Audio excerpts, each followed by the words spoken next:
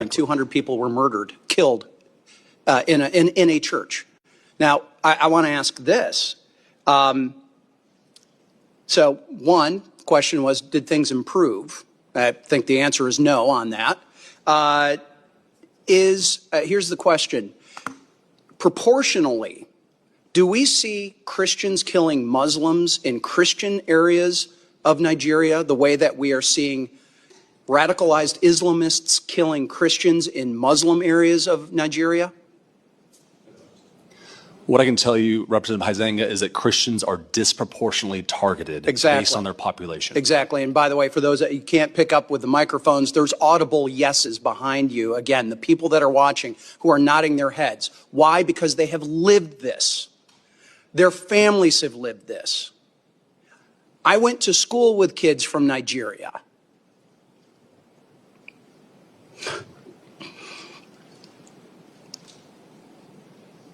I've got neighbors who've been missionaries there, who have family there, who have friends there, who know this is going on. Yet we've got not just the mass media, we got people within Congress denying that this is happening, or certainly de-emphasizing it.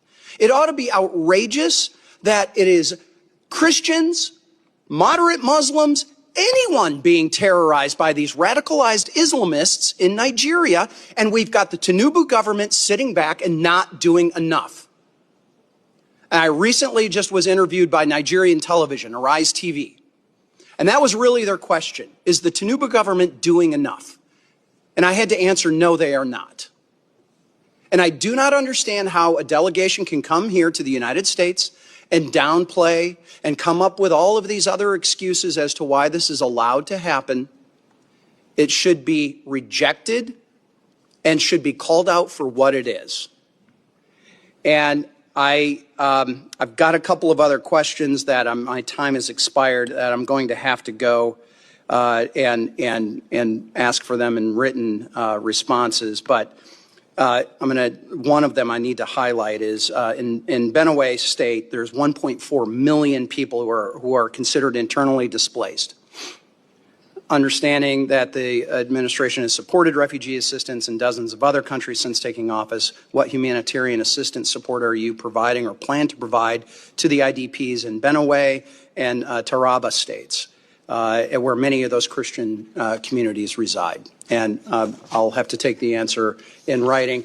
And Mr. Chairman, with your indulgence, just to show the breadth of this, I want to submit for the record remarks from the chairman of the Financial Services Committee, French Hill from Arkansas, who also serves on the House Permanent Select Committee on Intelligence, the Intel Committee. And I serve as vice chair of the Committee of Financial Services. This is where many of those sanctions originate and the enforcement. And I will say this, sanctions are only as good as your willingness to enforce them. And as the chairman has pointed out, there are ways to get out of those sanctions. And that's through correct your behavior.